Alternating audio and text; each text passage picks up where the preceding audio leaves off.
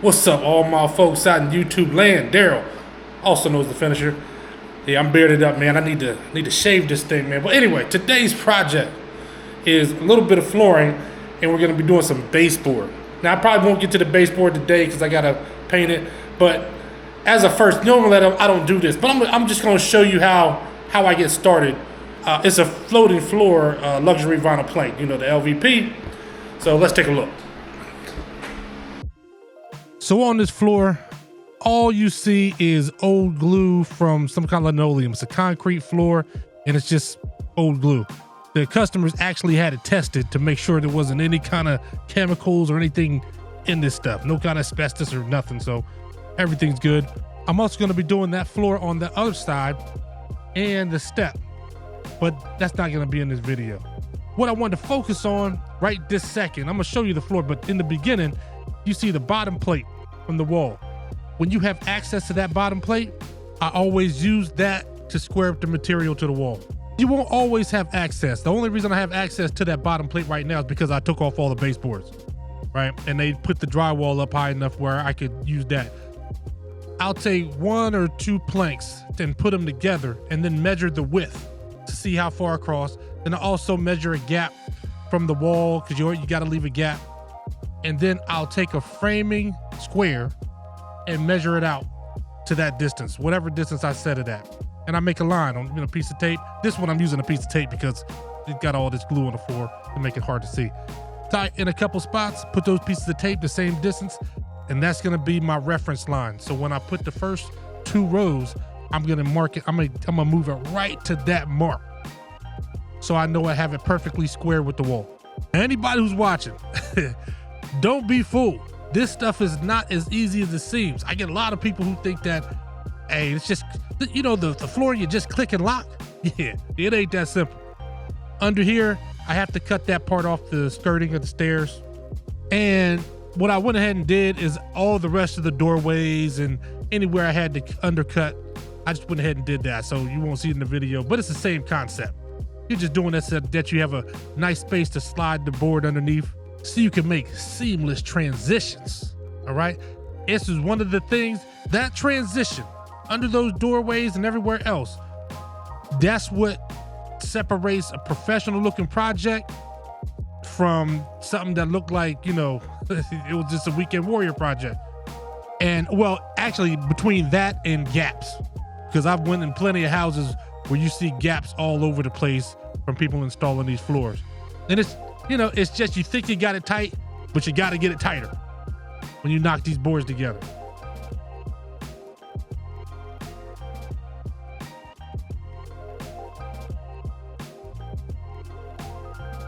Now we're about to come across the first instance of me. I don't know what I was thinking.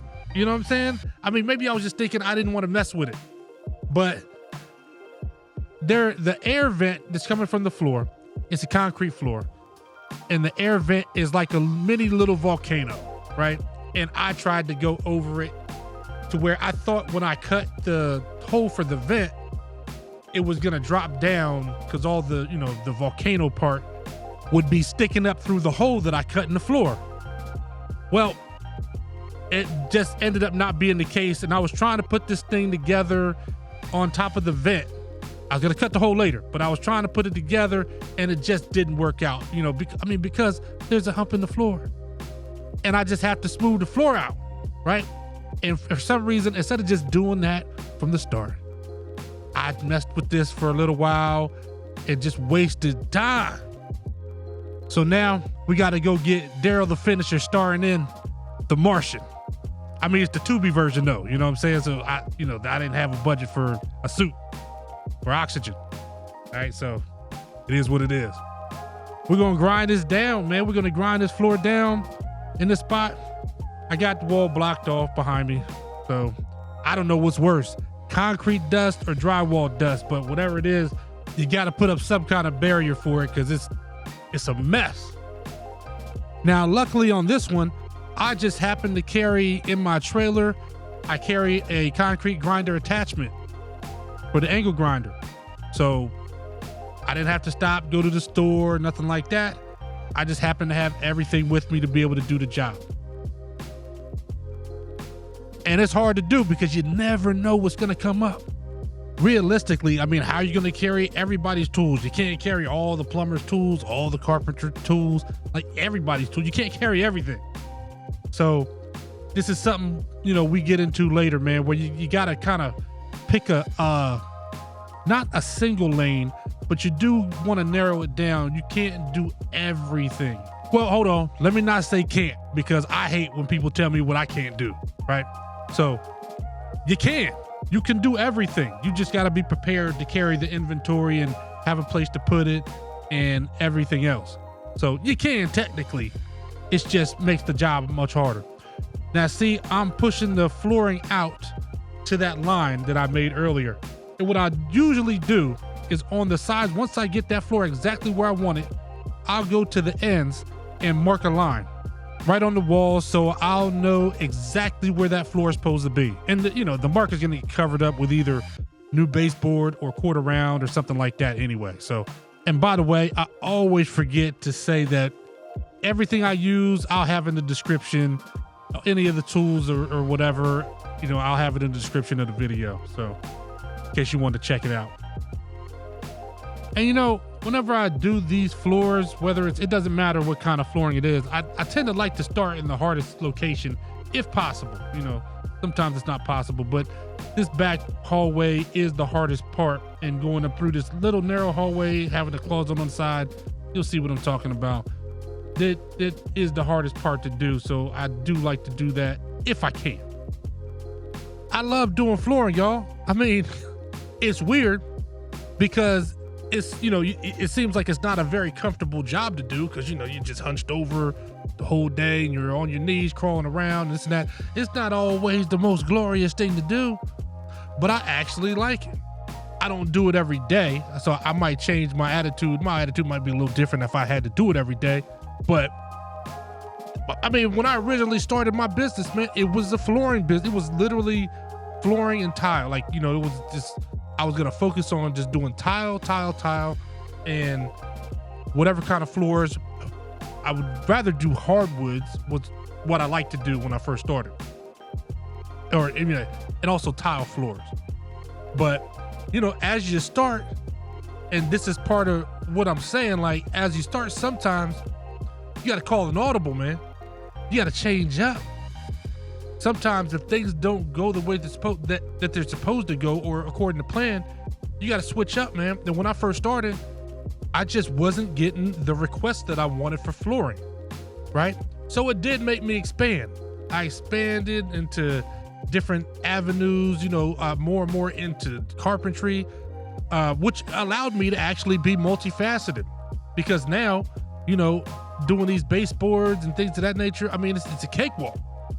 You see me, I just used the jigsaw to cut out that little section right there. So, you always need a jigsaw handy. I mean, you could score and snap. You could do, sometimes I use a multi-tool. When I do the long cuts, when I basically almost like you're ripping a piece of this laminate, or not laminate, but vinyl, I use a mini saw. And that is them things are great, absolutely wonderful. So, and that's another good thing I like about flooring, is that it just doesn't require that many tools. I use a flooring cutter. You don't have to use a flooring cutter. You can score and snap, but it's just much more convenient to use a flooring cutter. Then I use the tapping block, the pull block, or whatever it's called, but it's the one that you pull and do the ends with, but you'll see it there. A mallet. I mean, that's about it, besides all the little cutters I have. Now, like I said, the great thing about this, if you were starting one of these businesses, like say you want to start a handyman business or some sort of service business, say you want to start a flooring business.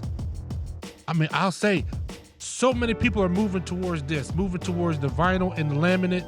You don't need to worry about learning tile necessarily, because I mean, it's just few and far between these days. Tile is it, but even though I think tile is far superior, tile and hardwoods are far superior than all this laminate and LVP stuff.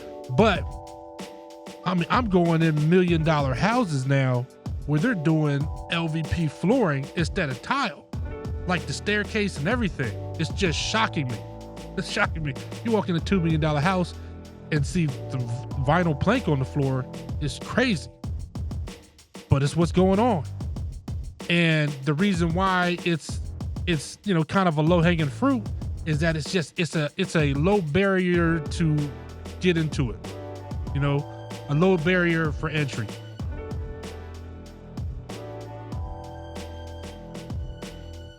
Right now, I'm just making this last cut for this hallway, and it's just this where, it's just this cut for this other side of the doorway, and it's gonna be real thin. I'll show you once I'm finished the cut, but I like these cuts, man. Anytime you can do a cut and it comes out good, it's great. But you see that?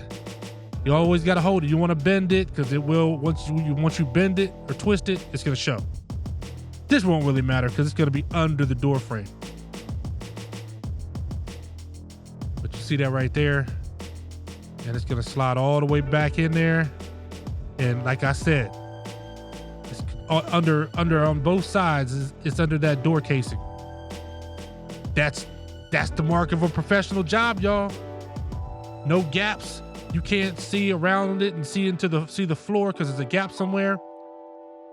That's what separates the men from the boys, man. The real from the fake. All right? Seamless. That's what you should strive for when you're doing flooring. Everything's seamless. Make it where it's like, man, it looked like the floor was laid before the walls got there. But take the extra time. Get it right. Don't do all that rushing. That's what I'm talking about. I'm constantly cleaning up. I do a lot of cuts in the area, so especially with the mini saw. So I'm always cleaning up. I got a little vacuum cleaner that, man, a little upright joint. That thing perfect for these situations. Now we're about to get to my favorite part though, the open area. I'm gonna put on the afterburners, man. Let's see how fast we can get it, man. Let's go.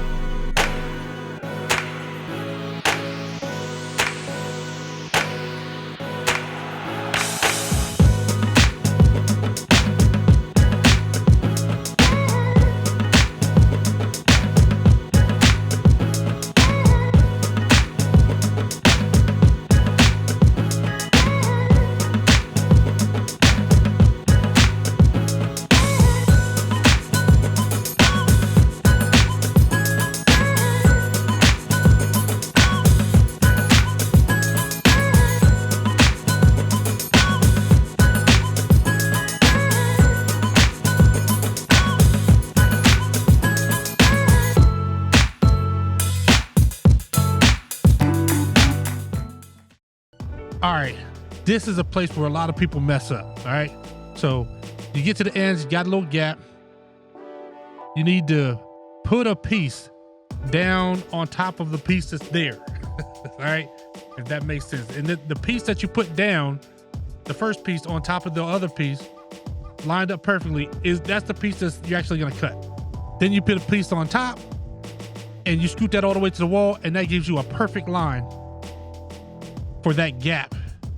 So what a lot of people do is they'll just take a piece, scoot it up to the wall, or just measure that opening and try to cut that, and it's just not efficient at all. Doing it the way I just showed you would get you the perfect piece every time. and you don't have to worry about trying to get measurements and all that. But got my little pull bar, and that's it. Now I just have to do that all the way across.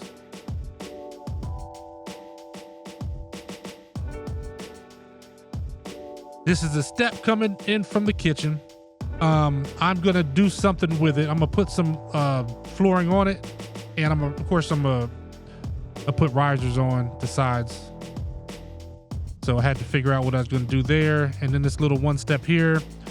This, I'm just gonna do a flat stair nose. So I won't film that. I'll just show you the results. Then of course I got the baseboards, and I'm not gonna show that in this video. Oh, this is the other section. Just letting you know, I told you I was gonna do that top hallway. That's all finished. Seamless. Underneath all the doorways, door frames, all the way to the kitchen. Nice and lined up.